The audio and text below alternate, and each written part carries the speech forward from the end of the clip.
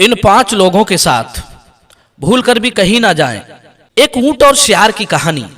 जय श्री कृष्ण बंधुओं, स्वागत है आप सभी दर्शकों का गोपेश ज्ञान यूट्यूब चैनल में।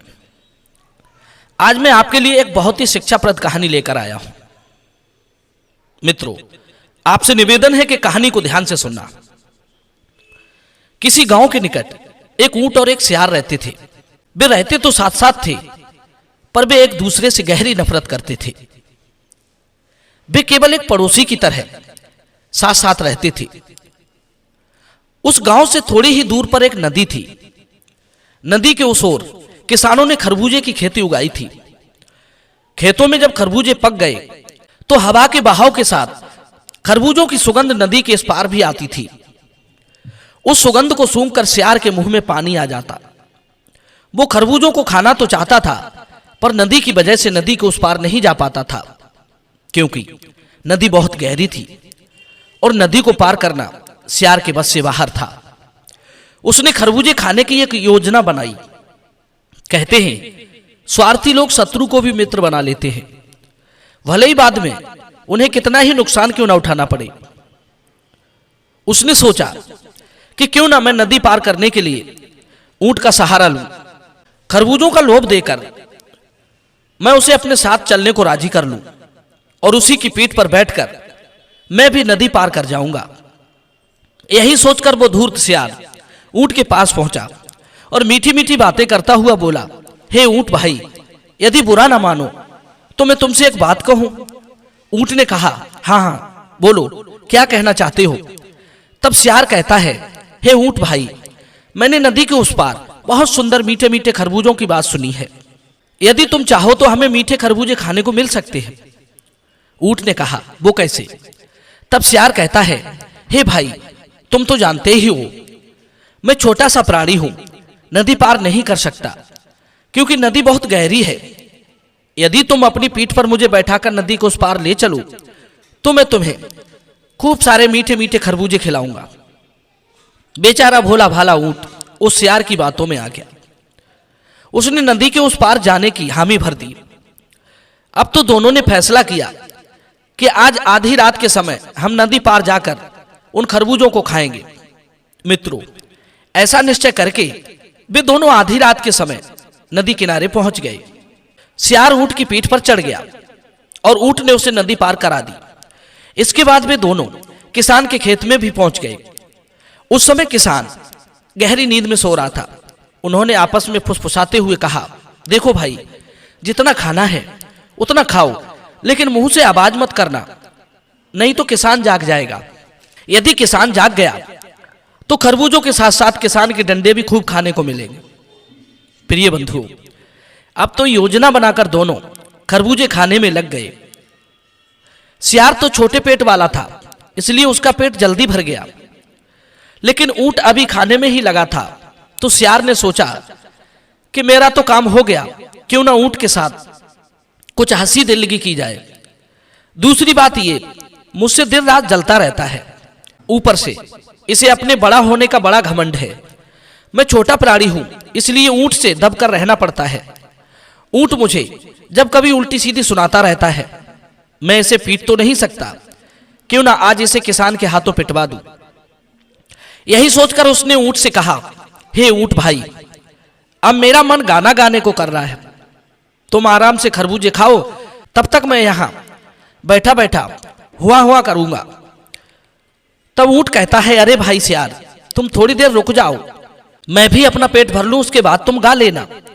ऊंट ने उसे बहुत समझाया, पर वो कहां मानने वाला था। वो तो इसी मौके की तलाश में था कि ऊंट को कैसे नीचा दिखाया जाए, कैसे उससे बदला लिया जाए।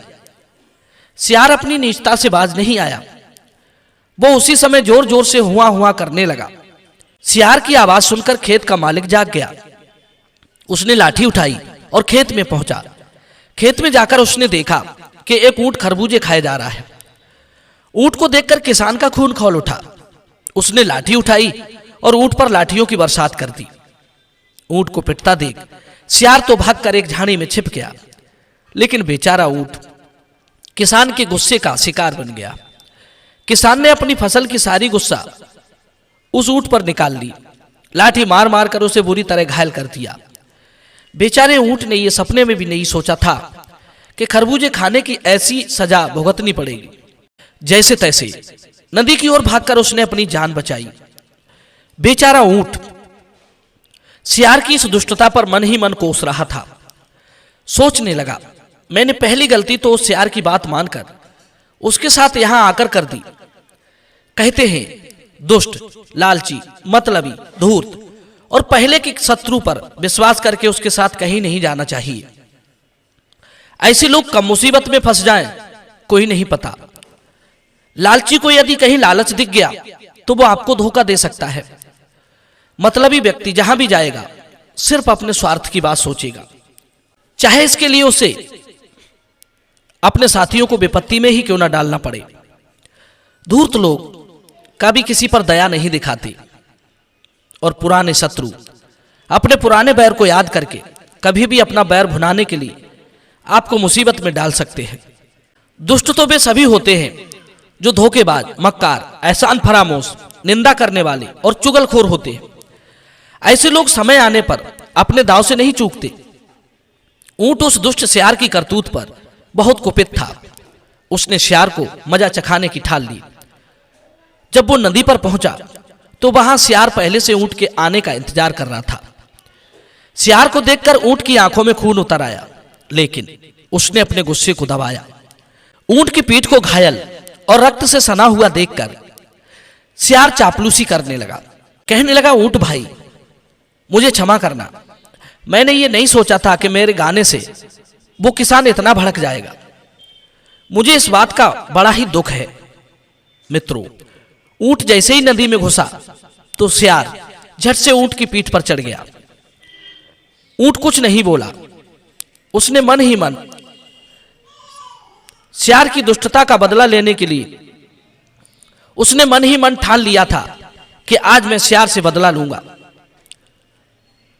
वो चुपचाप नदी में तैरता हुआ गया और जब नदी के बीचों बीच पहुंचा तो कहने लगा, हे सियार भाई, तुम मेरी पीठ को कस के पकड़ लो। अब तो मुझे इस नदी में लौटने की इच्छा हो रही है। ऊंट की बात सुनकर सियार का मुंह खुला की खुला रह गया। वो गिड़गिड़ाने लगा और मन ही मन सोचने लगा कि मैंने ऊंट के साथ अच्छा व्यवहार नहीं किया। उस समय मैंने मूर्खतावश इस परेशानी के बारे में नहीं सोचा था।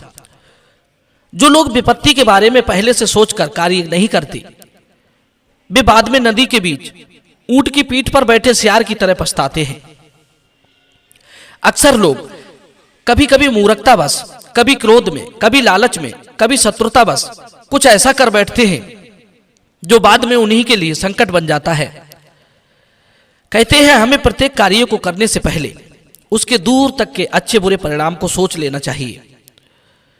जो लोग विपत्ति को पहले ही सोच लेते हैं उनके जीवन में रोने का, पछताने का अवसर नहीं आता। प्रिय बंधु, सियार बार बार विनती करता हुआ बोला, हे ऊंट भाई, मैं मूर्ख ठहरा। मुझे इतना ज्ञान ही नहीं है कि अच्छा क्या है और बुरा क्या है, कौन अपना है और कौन पराया है। मेरी गलती को एक बार क्षमा कर दो और मुझे नदी के उस पार छोड़ दो। उसके बाद में तुम नदी में लौटते रहना। ऊंट ने कहा, भैया, कौन किसकी परवाह करता है। मेरे कहने पर आपकी हुआस नहीं रुक सकी तो तेरे कहने से मेरी लुटास कैसे रुक सकती है। अब तो सियार के पास कोई विकल्प नहीं था सिवा डूब मरने के अलावा। इतना कहकर ऊंट नदी में लौटने लगा। ऊंट की लोटम पोट में सियार की राम नाम सत्य हो गई। वो नदी में डूबकर मर गया। जैसी करनी वैसी भरनी। यदि तुम किसी के साथ धोखा करोगे तो कोई और तुम्हारे साथ धोखा करेगा। तुम किसी के लिए बुरा सोचोगे तो कोई और भी तुम्हारे लिए बुरा सोच सकता है। ये तो बदला है, देना तो पड़ता ही है। यहां एक एक कर्म का हिसाब होता है। इस कहानी के विषय में आपकी क्या राय है, कमेंट सेक्शन में जरूर बताना। मिलते हैं अगली बार एक ज्ञानवर्धक नई चर्चा के साथ। अगली वीडियो में आप सभी का बहुत बहुत धन्यवाद। जय श्री कृष्ण।